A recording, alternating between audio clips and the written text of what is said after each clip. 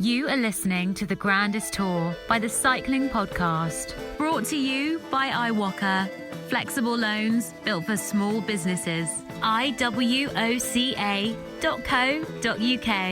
Today we are at the Giro d'Italia. Kotze čitene, kotze bištine, nus pigude šikora, kotze čitene, kotze bištine, nus pigude šikora, celu mančanule findine.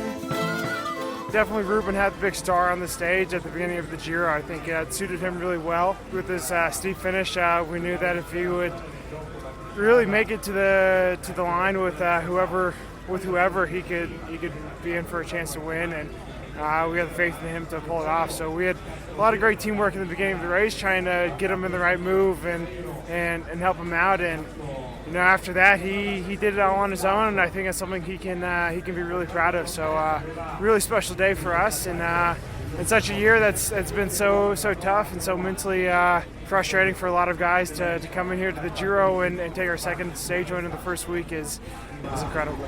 Gueirrero was riding like a real asshole today. He didn't help at all, and so I guess maybe he was smart, but he saved all his legs just for the sprint. Well, no one liked the way he was riding. He just he was shirking, but I mean that's bike racing. So me, I was really on the limit on the second to last climb. I gave it everything. I'm pretty disappointed because, I pretty thought if I got in the breakaway I could win, but not today, so I'll try again. Well, two very different points of view there, Daniel. Not quite in agreement, those two, were they? Well, it's amazing that two people who hail from the same place, a couple of Texans, could have such differing points of view, isn't it? Right. Larry Warbasse isn't from Texas, as you well know. But who did we hear from? EF Education's Lawson Craddock, teammate of the stage winner today. And lucky Larry Warbasse, who wasn't so lucky today, but rode very well and was, in fact, quite unfortunate. He was, yes. We're speaking from the Giro. I feel like I'm in heaven here. We're in our hotel, it's all white. Everything's white. But we spoke to Larry Warbasse at the start this morning. Well, you wound him up, actually, in a rather cruel manner. And when we then turned on the telly later and saw him up the road in the attack, we wondered if there was something in the conversation this morning. To recap slightly, we covered yesterday, didn't we, this sort of marinating Carpaccio between Jakob Fuglsang and Vincenzo Nibali. There have been some comments that Fuglsang had made in the Danish press about his, deteriorated friendship with Nibali, that Nibali was no longer speaking to him, that maybe Nibali was now jealous because Fuglsang has become very successful the last couple of years. Then there was the incident yesterday where Fuglsang punctured on the descent on the road to Vieste, and Nibali's Trek team seemed to go to the front. We wondered whether the little bit of piment that had been added by Fuglsang's comments had played a role. Then, this morning, we woke up to more comments from Fuglsang. I think most of these comments are coming from his blog or his column in BT. Anyway, he talked about yesterday in his piece in BT, I think, and he said, well, I heard that when I punctured, Trek went to the front, from Larry Warbasse, Radio Warbasse. So we went to start this morning and we saw Larry Warbasse, and Daniel said to Larry Warbasse, has Vincenzo found you yet? He's looking for you. Larry didn't know what I was talking Absolutely about. Well, he horrified, didn't know what I was talking about at first. Terrified. He wasn't au fait with these comments that Fuglsang had made or what he'd written. I then explained. So you embellished it a bit, exaggerated I didn't embellish it. I then explained. And then, after the stage, Larry told us that there was a certain point during today's stage when Trek were on the front, as you would expect, because they've got the main GC contender, Nibali, and this information had been relayed to him that Trek were chasing, and suddenly his blood turned even colder than it was in the pretty frigid temperatures in the Apennines thought today. They were chasing him down for having relayed that message to Jakob Fuglsang. Anyway, what a cold, wet day it was. The October Giro didn't seem like such a good idea at times today. It was freezing, wasn't it? Well, there were riders at the finish jackhammering, juddering. Yeah, it was quite alarming. Lots of racing today. We're going to try and cover not all of it comprehensively, but we were also watching Ghent-Wevelgem, Paris-Tours, and in the final part of the episode, we'll actually hear from a man who had a very good day today, Joao Correia, who is a rider, manager, agent, whose agency cleaned up today. They won all these big races, the men's races at least, and defended the pink jersey, their riders, and it's quite a story. And so, we'll hear from Joao at the end of the episode. Shall I crack into the tail of the Tapa and the story of the other races today as well? Just before I do, we'll reveal the winner of our Cycling Podcast jersey later in the episode. Also, a final shout out for our press conference episode on Monday. If you have a question for us or for our audio diarist, please email an audio file to contact@thecyclingpodcast.com. So the Tail of the Tapa, stage 9, from San Salvo to Roccaraso, 208 kilometres with a big old climb, well, a couple of big climbs, and filthy conditions. It started sort of raining lightly at the start, but there were very dark clouds, very ominous looking clouds in the mountains, and that's where the riders were headed. It was a very fast start to the stage. It took a long time for a break to form, about 2 hours, and then 7 riders initially were in it. Well, 6 riders initially were in it because Larry Warbasse was one of the last riders across. But Ruben Guerrero was there from EF Pro Cycling, Jonathan Castroviejo from Team Ineos, Kilian Franchini from Groupama FTG, Giovanni Visconti from Vini Zabu. We got a tip off about that this morning, didn't we? A man in a pub told us that either Visconti or Zardini from Vini Zabu, well, you spoke to Zardini, or possibly both of them would be in the break. Eduardo Sepulveda from Movistar was also there. Astonishingly, Mikhail Bierg, the young Dane, bridged a 5-minute gap to that group over the Passo Lanciano.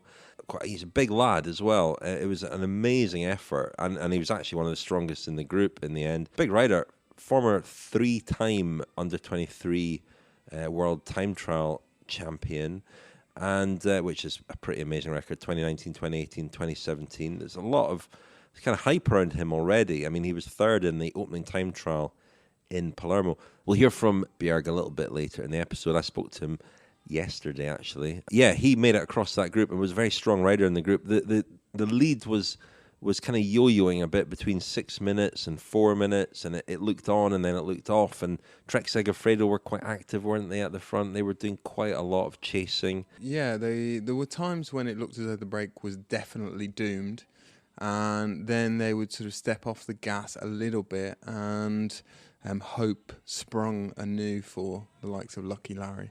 Yeah, that finish, Lionel and I were up there in 2016. You said it's the Italian ski school, the building that we were in. It's based there. We were in a branch of the Italian ski school. It's not a super tough climb. It was very good road surface as well now, but it's pretty long. And that front group was whittled down. Quite surprising, Visconti was one of the first to be dropped. And a sort of leading quartet or so formed at the front. Warbasse was there, Bjarg was still there, Gueirrero was there, Castroviejo was there, and Franchini, so it was actually a quintet. And Warbasse had a couple little digs, but eventually Castroviejo, who looked pretty strong, went clear with Gueirrero, and they fought it out at the finish. And my money was on Castroviejo. I thought he looked strong. I thought Gueirrero looked not as strong, but as we heard at the start of the episode, Larry said that he had been kind of bluffing. I mean, is that smart? Did he play very shrewdly, or was that unfair on his breakaway companions? That is the question. Well, Rich, there's an expression in Italian, fare il portoghese, which literally means to act like a Portuguese person. What does that mean exactly? It's used to refer to people who basically slink into, whether it's a cinema or a theatre or a football match, or get the benefit of something without paying for it. The reputation of the Portuguese is similar to the Scots in yes, Great but this Britain. is an ancient saying that whose origins are slightly nebulous. So it doesn't probably refer, as inaccurate it's as not the actually what reputation of the Italians Scots. currently think about the Portuguese people, but it conveyed quite accurately what Gueirrero was accused of doing today. This is where I think cycling would benefit from, and we could do this ourselves if we went back and watched the stage. The sort of statistics you now get in football where, you're actually given at the end of a break, at the end of a stage, time on the front. And, Velon now have access to the riders' watts. And you could probably plot quite well whether what the riders in the break were saying actually corresponded to what happened. I don't doubt that Warbasse and the likes of Bjerg and Castroviejo, if they'd seen that Gueirrero wasn't doing as much, I don't doubt that they were right about that. And in fact, Gueirrero, in his press conference, I put it to him that, I actually told him what Lucky Larry had said about him, and he said that, he's been in a lot of breaks over the last few months. There was one in Tirreno recently. There were a couple and in the the Vuelta last year, and he said he'd worked too much on those occasions, and he'd learned his lesson. And today he freely admitted that he did less than the other guys in the breakaway. What do you do in that situation? If you're Warbasse, if you're Castroviejo, do you press on with the break? Do you persist, or do you? Ideally, you would get rid of the guy, but if he's strong and he's one of the strongest guys in the group, it's easier said than done. It depends how flagrant it is as well. If it was really flagrant, then the others would have combined against him and got rid of him, I'm sure. A bit like the other day with Thomas de Ghent and Rubio. Thomas de Ghent sort of engineered it so that Rubio wouldn't win, and he actually, didn't mind Ghana winning in the circumstances. And I think they could have engineered it like that. They certainly could have, combined to ride against him. So he was probably quite smart, and it'd be difficult to have an accurate sort of measure of how much they've each put in, because a lot of it is just it's play acting. It's how much you put in. It's also how much you put in relative to how much you've got. But this is the art of road racing, isn't it? It is a game of bluff and poker. Well, you've ridden at the top level. I haven't, so I wouldn't know. But I suppose, the obvious thing to do in that situation, if you're Gueirrero, and I suspect what he did do, you don't work, or you economise, or you are sort of soft tapping until you get admonished by the other riders in the group, and then maybe for the next 10 pulls or whatever, you do your bit, and then you go back to, you revert to type, and again you try to save energy until they chastise you once more, and I guess it goes a bit like that throughout the day. I suppose that was how it went in the break today. I didn't see very often in breaks it's obvious when the riders are upset and you see them gesticulating, and I didn't see that today, but I suspect there was some of that going on. I thought even when they were away, the two of them, Castroviejo and Gueirrero, that Castroviejo looked stronger, and it could, he could have just still been bluffing at that point. I don't know, but in that situation, if there'd been three of them, it would have been slightly easier. But yeah, Castroviejo, I thought looked like he was going to smoke him, and he didn't. There was a lot of other racing today, as I mentioned, in Belgium, Ghent-Wevelgem. An absolutely brilliant race, won by Mads Pedersen in the end. But it was really Wout van Aert and Mathieu van der Poel, the Wout van Aert, Mathieu van der Poel show. There was some beef there as well. A bit more than Carpaccio. Van Aert sort of accused van der Poel of wanting him to not win and chasing him down and basically following him around. And that's not really surprising. They looked like the strongest two in the race, and they kind of nullified each other. But that's taking nothing away from Mads Pedersen, who took a brilliant win after jumping across to a lead group of three. Florian Sénéchal was second. Mathieu Trentin was third. It was a great race. Paris-Tours was won by Casper Pedersen, another Pedersen, and also managed by the same agency, as we'll discuss later on. Benoit Cosnefroy, one of the real revelations of this post-lockdown period of racing, was second. Daniel, it was a Sunweb first and third at Paris-Tours, but you're going to have to help me with the pronunciation. This is a difficult one. Joris Nieuwenhuis. We need Orla to help us with the pronunciation there. Joris Nieuwenhuis, I think. Yeah. I think that's more or less the translation.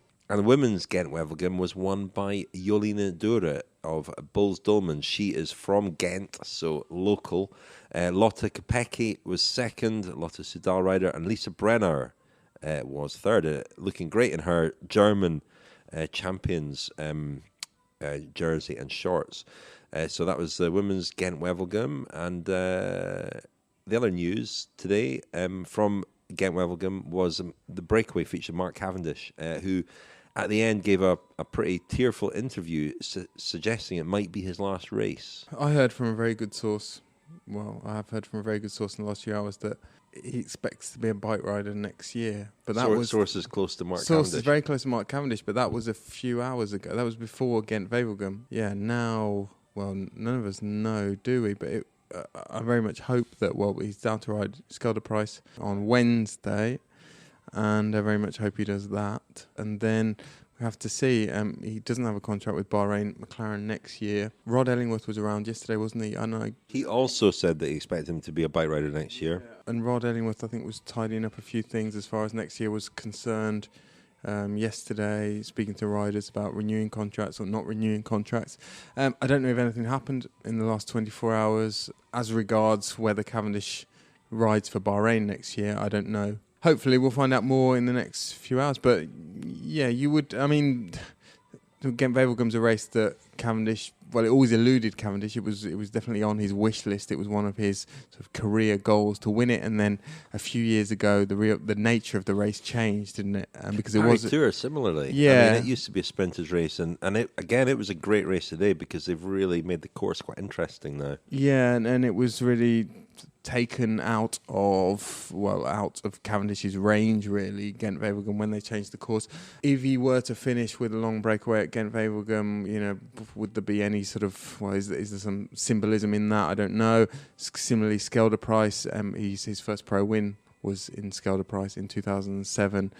His season could well finish. Well, sounds like it's going to finish with Skelde Price on Wednesday. So again, that could be either quite poignant and appropriate, or some people will see it as an anticlimax.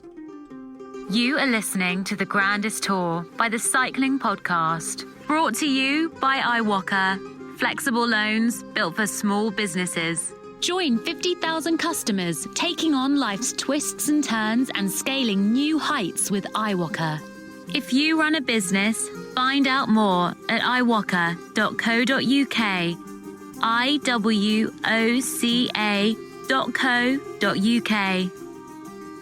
Thanks very much indeed to iwoca, our title sponsor. If you run a small business and you want to find out more about what iwoca can do for you, go to TCP 25. Oh God! No? Brilliant!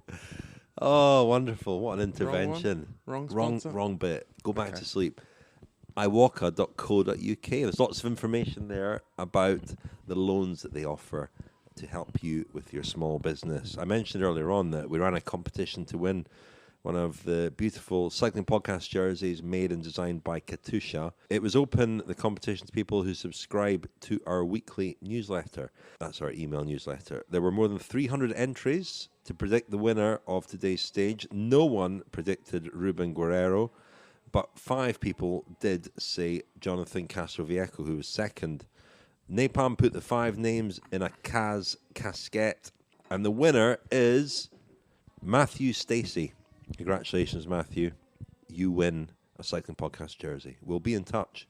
Sam, how good is it to be fit again and racing the Grand Tour after all the problems you've had over the last couple of years with your hip particularly? Yeah, for sure it's good. Happy to be back in the circus again, although it's stressful every now and then. But a year ago I could not have imagined doing a Grand Tour again, so yeah, that's good. Today, I mean, it looks like we're going to get rain. It's an up and down route. What are the main sort of concerns that you've spoken about in the bus today, vis-a-vis kind of Wilco and his GC chances? Yeah, there's like danger around every single corner. Hard roads, hard descents, hard climbs, shit weather. Every bit of unfocusedness can immediately be punished or something. I don't know how to say it in English, but can be decisive, so we need to be sharp all day long. Who was that, Daniel? Well, Sam Oomen, Rich, part of a very, very strong Sunweb team today, weren't they? They had 8 guys in the front group over the penultimate climb. What a team. They won. They were first and third in Paris-Tours today, and here at the Giro. Yeah, I mean, there was a moment on the climb as it was, the race was in the GC group was really hotting up, if I can use that expression, on a freezing cold day. A bit less cold. Becoming a little bit thawing out as the action was thawing out. They had a lot of people up there, and Jai Hindley is riding very well, but Wilco Kelderman, Wilco Man, is the main man. Well, Wilco Man is up to second overall. He looks like the GC rider who's going best relative to the norm. But you know, with his career in Grand Tours, he's had a lot of misfortune. He's had to abandon a lot of Grand Tours, and the big challenge for him has been staying upright. But form-wise, I mean, he spoke to us earlier in the week, didn't he? And he said that he felt similar to the way he did in the Vuelta a couple of years ago when he finished just a few seconds off the podium, and you can really see that he's just zinging. Pinging. Yeah, he's zinging, pinging. Zapping, zonging. The other day on Camigliatello, Silano, he was sprinting for bonus seconds. Today, he was well up there he was the first guy over the line with Fuglsang in the GC group.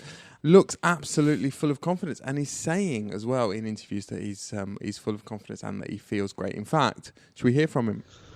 Oh, it's a long day, especially in the end. It was super cold. It was also super cold in the final, but actually the legs were super good, and the team gave me also a lot of confidence.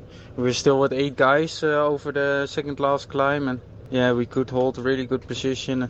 And actually in the last part I felt really good, and I just started my sprint just from 400 meters on, something like that, and just went full to the finish and see I can create some gaps. The pink I had never in mind because it was just too short before the finish to really get a bigger gap. So maybe for the next week we'll look into that, but I'm really happy with the feeling now, and that's the most important. We look always day by day and we make plans, and then we see what is possible the next weeks. For sure, the team did a great job, and also Jai was super good. So I think we can be confident and also have a nice rest day. That was Wilco Man at the finish. I mean, yeah, he's the big winner today on GC. Really, he moved up to second overall, leapfrogged over Pello Bilbao. Domenico Pozzovivo actually had a good day as well, moving up to fourth. He looked at one point like he was struggling. Really, it was a steep finale, wasn't it? The last couple of kilometres were quite tough. Nibali with his Trek Segafredo team, obviously they were preoccupied with chasing down Larry Warbasse in the break, but it was a big statement from them, really, that they were the team, you know, the team of the favourite, and they were quite present on the front of the bunch all day. But in the finale, he did fade a little bit, Nibali. Still fifth overall, but Jakob Fuglsang moved a bit closer. He moved up a place. And in that finale, you know, the cream rose to the top in the sense that, you know, Kelderman was the first across the line of those guys. Then Fuglsang, who looked very comfortable. Jai Hindley, Rafael Majka, also Patrick Conrad looked good. Brandon McNulty had a good day. And Nibali and Steven Kruijswijk struggled. You know, they lost a bit of time. Not a lot of time, but just enough to make you wonder about the state of their form. Well, funnily enough, Rich, the last time the Giro finished at Roccaraso, the same two riders struggled.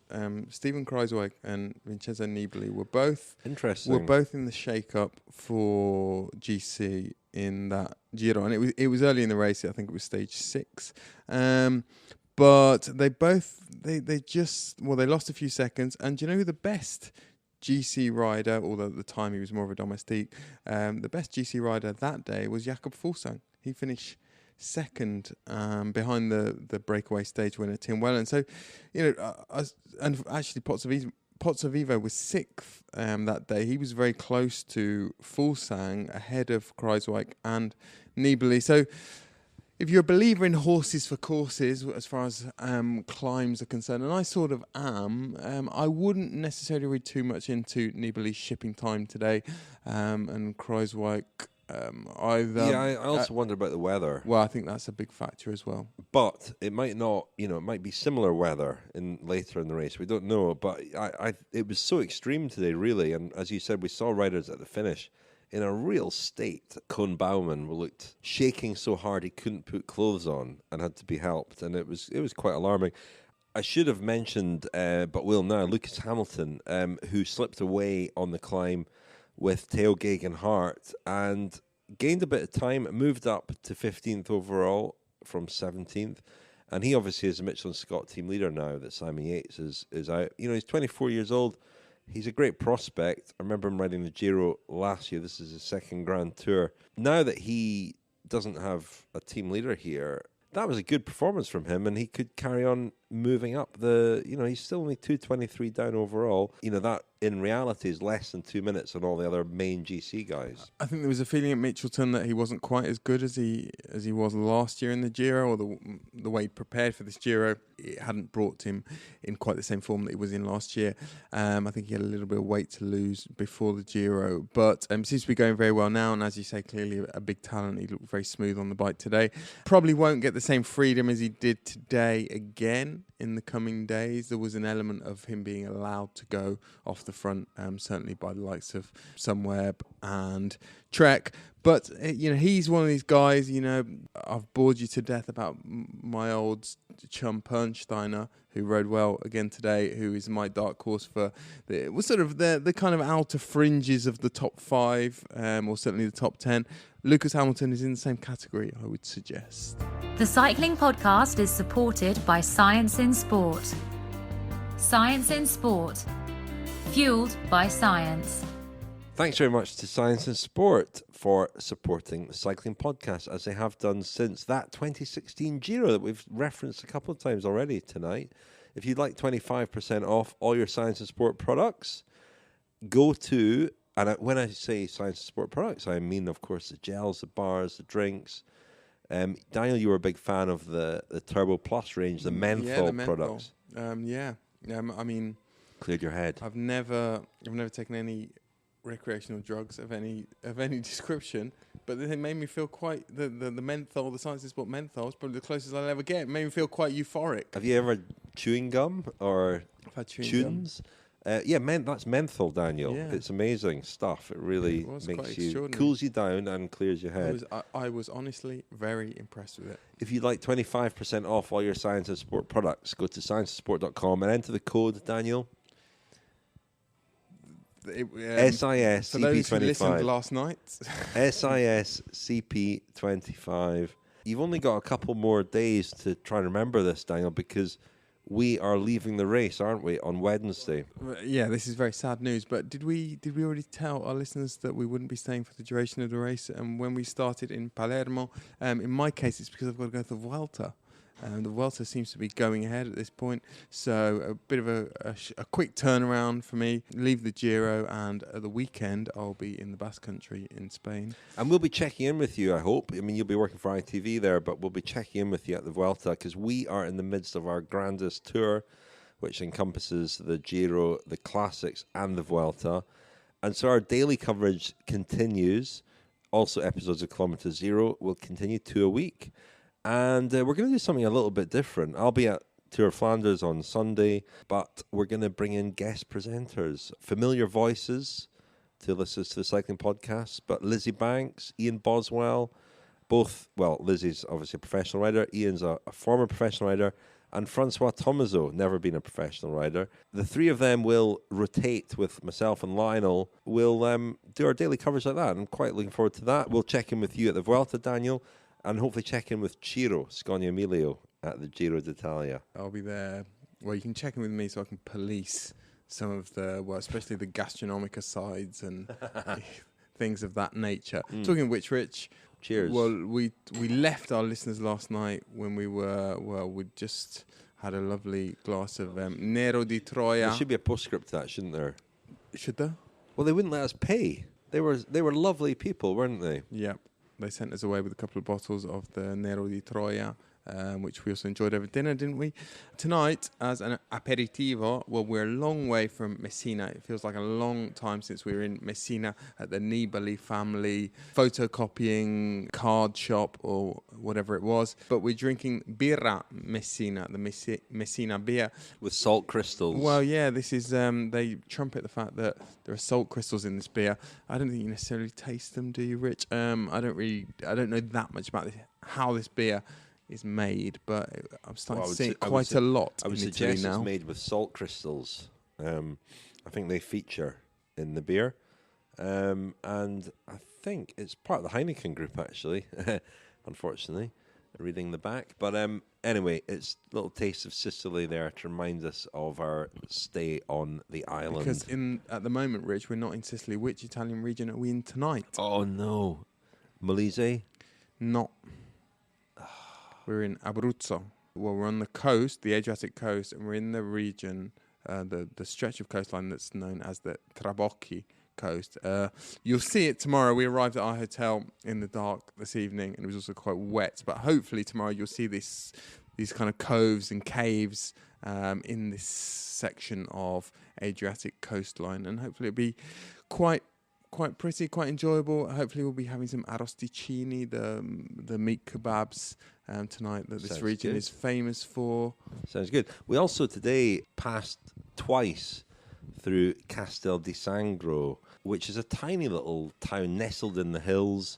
The town features in the book by Joe McGinnis, an American writer, The Miracle of Castel di Sangro, which follows the town's football team when they were promoted to Serie B. And, you know, when you drive past the town and through the town as we did tonight, it is tiny, and that is the second tier of Italian football. So it was a pretty remarkable story. Joe McGinnis, who'd written about American politics, Richard Nixon and others, and a very famous book about a convicted murderer, he came in, well, he just developed a fascination with soccer, and he came and lived there and wrote a book and sort of embedded himself in the club and all its people and the owners and so on. And in the course of that, he becomes really emotionally attached to the town and the club. There's an awful tragedy, 2 players. There's corruption, and there's match fixing, which is a bit of a sting in the tail of the book. And it's an amazing read. It's a brilliant. One of the great sports books. It's one of the great sports books. It's also quite weird in the way that it ends. And Joe McGinnis himself, who died a couple of years ago, quite a controversial figure, who, if you're interested in journalism and the sort of contract between the journalist and his or her subjects, a great book to read after reading that book is Janet Malcolm's The Journalist and the Murderer, which is all about his book about that murderer, whose name I can't quite remember. I think it might be Jeffrey something. And it's a brilliant read, which begins with the very famous sentence, I'm paraphrasing a bit, every journalist knows that what they do is morally indefensible. Do you stand with that, Daniel? Do you? Absolutely, Rich. Wholeheartedly. I think we should move on. It was pretty morally indefensible what you did to poor Larry Warbasse this morning. I think we should skip gaily on to the next topic. It was morally indefensible what you did to Larry Warbasse this morning. You put the fear of God in him. I apologise. You told him a shark was after him, basically. I apologise. Anyway, moving on. Well, listen, it was quite a day for Joao Correia and his agency Corso, is the name of the agency. They look after quite a lot of riders, mainly young riders, but they've had a few older riders as well in their time. Well, they're very closely associated as well with Axel Merckx's development team, Hagens, Berman, Action, and a lot of their riders, including a stage winner today, including Almeida, including Theo Gegenhardt, and others, have come through that team. That team its existence is in doubt because they've lost sponsorship, so it's not sure whether they will carry on, which would be a real loss to the development scene. Another rider who came through that team is Mikhail Bierg, who was a teammate of Almeida's when they were both there. He's a 21-year-old Dane who is, I guess, another of the revelations of this race. He was third in the opening time trial. He rode incredibly well today. I spoke to him yesterday, actually. Let's hear what he had to say. How are you finding your first Grand Tour? Good, I would say. I'm trying to recover as much as possible between the stages, and so far so good. Looking forward to the time trials. I mean, we saw you in the first stage. You look very good. You must like the look of the other time trials here. Yeah, I've done the climb Cal del Poggio 2 years ago, and in the TT also with Baby Giro. So I know more or less the course, and I'm just looking forward to race my TT bike. Did you race with Joao at Action as well? Were you teammates there? Yeah, for 2 years now. So. You must know him quite well. Are you pleased? Are you friends? Are you pleased to see him in the pink jersey? Yeah, I'm really pleased to see him in the pink jersey, and I think he has shown massive potential, and just his huge talent this week. What's he like, and what kind of rider is he? Yeah, he's really chill. He's always saying, okay, maybe my legs are not super good, blah blah blah, but in the end, I think he's always performing, and at this level and in the Grand Tours, that's what's really important now. There are so many of you young guys and young guys who've come through that team as well.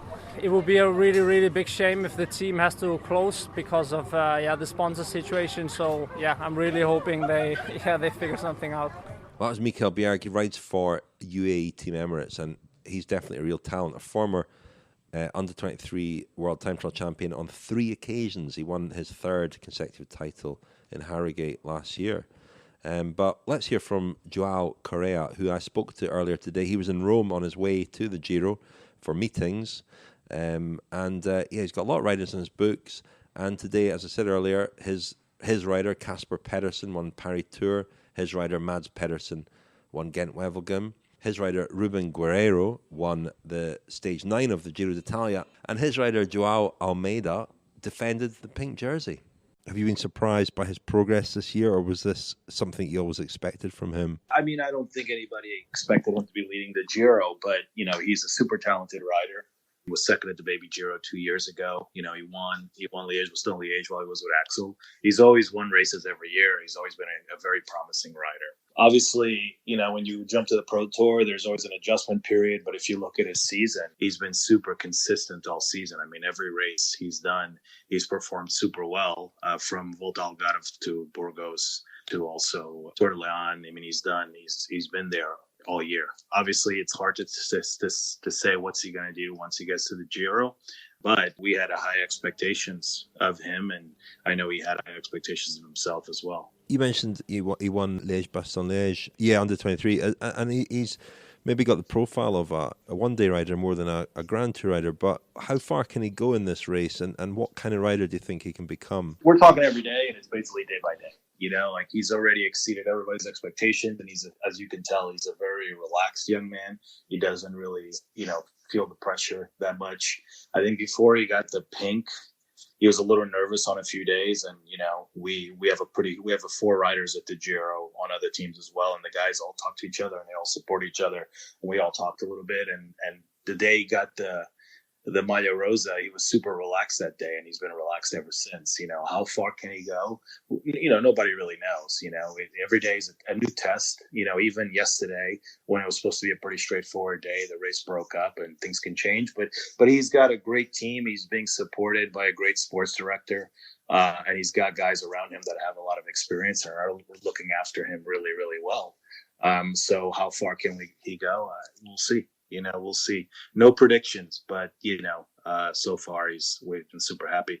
As far as the type of rider he is, I think this generation of cyclists is very different than past generations in that, the good ones kind of, almost do everything. This is his first Grand Tour ever. I don't know if he's a Grand Tour rider or not, but he sure looks pretty good in the Maglia Rosa.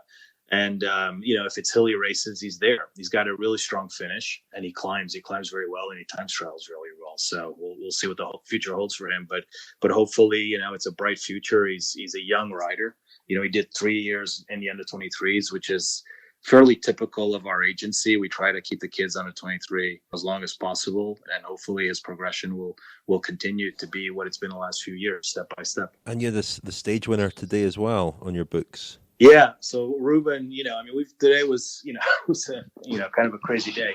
Seeing Ruben and Teo hug at the end of the stage was the highlight of my day personally.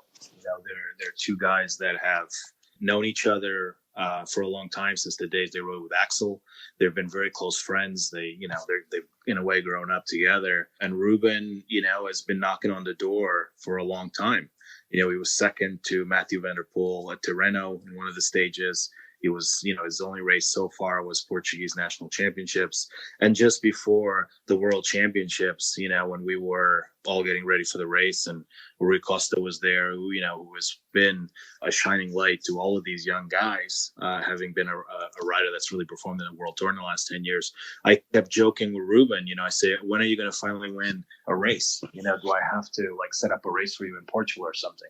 Just a lot of fun ball busting, but he's been knocking on the door for a while. Today's a a great stage for him. I think you'll see him in more breakaways, and I wouldn't be surprised if he didn't convert again, towards the end of the race. I mean, he's super fast, and he climbs well. He's an aggressive rider. He actually comes from a pretty famous Portuguese bullfighting family. He's a punchy rider. I think he's got another one that has a bright future. And he's one of those kids that both Ken and I always thought the moment he starts winning, he's just not going to stop. And I think this will do wonders for his confidence, and we'll see how it goes. Yeah, he went pretty close at the Vuelta last year. Rode very well there.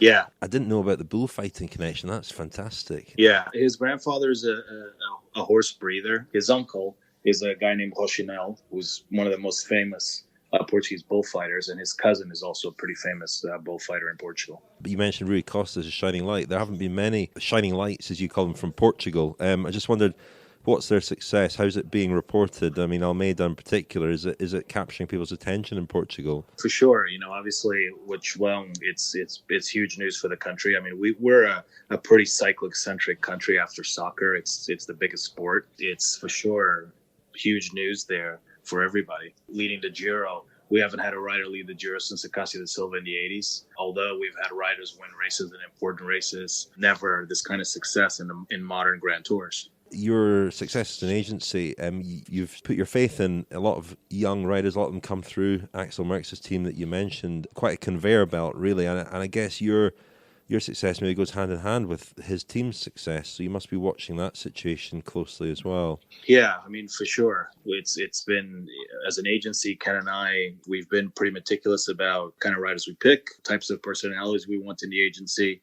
We've always had a bit of a limit on the number of riders we're willing to manage, which means that we really have to pick really good riders. And Ken is the person who has done just an incredible job at sort of identifying the talent. And then once they're in, we really try to create a group that supports each other. We have a pretty active WhatsApp group with all the athletes that are in the agency, and some of the ones that have also retired, such as Ted King and Jens Voigt and Lawrence Tendam are still part of the group.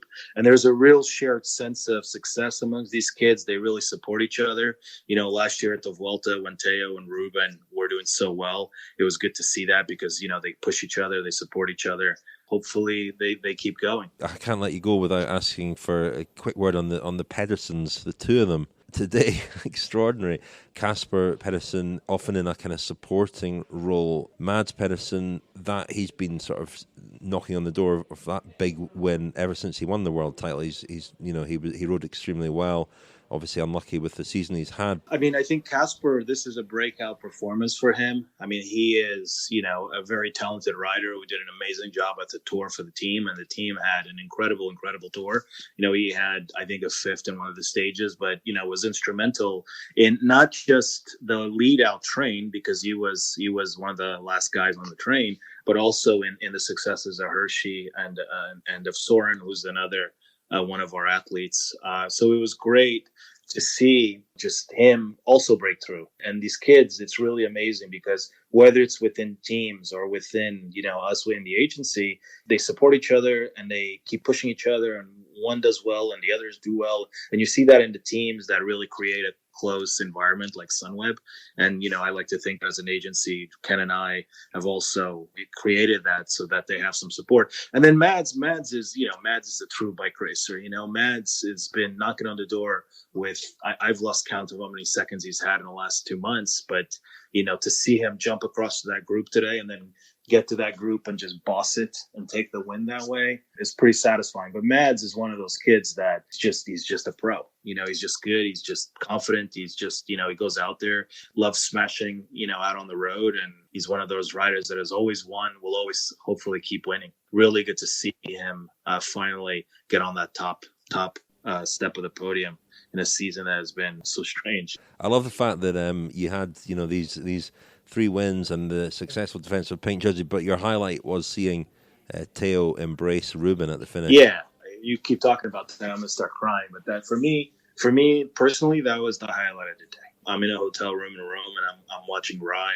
and listening to the commentary in Italian, and then just kind of they flashed that quickly on the screen, and that was for me for sure the highlight of the day, was seeing those two, embrace, and how one was so happy for the other. Even though they're not teammates, it's really good to see that kind of camaraderie amongst the kids.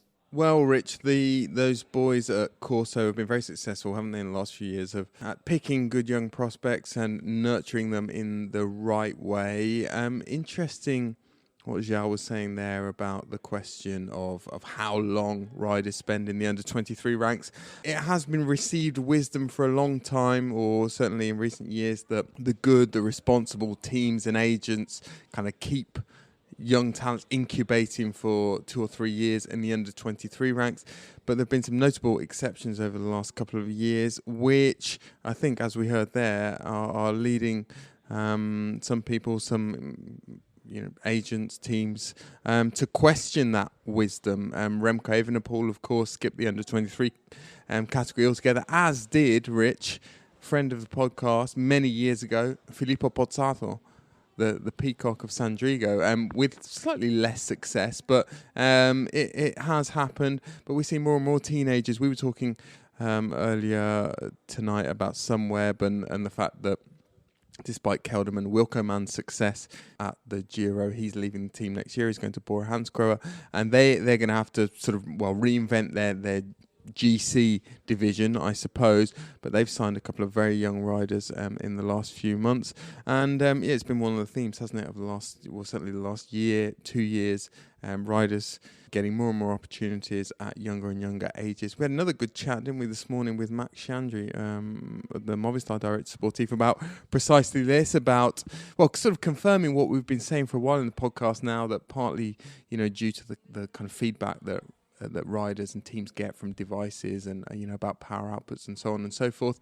Experience and age are no longer excuses really to deny riders opportunities if they are producing the performances that merit those opportunities. The apprenticeship has gone, hasn't it? That's what he was saying, more or less, that, it used to be received wisdom that a rider would spend 3 or 4 years learning the ropes and doing the legwork, collecting bottles and being a domestique and developing that way. But when you've got a 21-year-old winning the Tour de France, when you've got a 21-year-old Mikhail Bierg riding the way that he's riding here, when you've got Almeida, who's a couple of years older, in the pink jersey, that kind of goes out the window. There doesn't seem to be a reason anymore to hold these guys back. If they've got, as he said, if they've got the numbers, they've got the talent, and they can perform in these races, which is an interesting thing. And I think Joao, also one of the interesting things he said was about riders being, good riders being capable of anything, really. We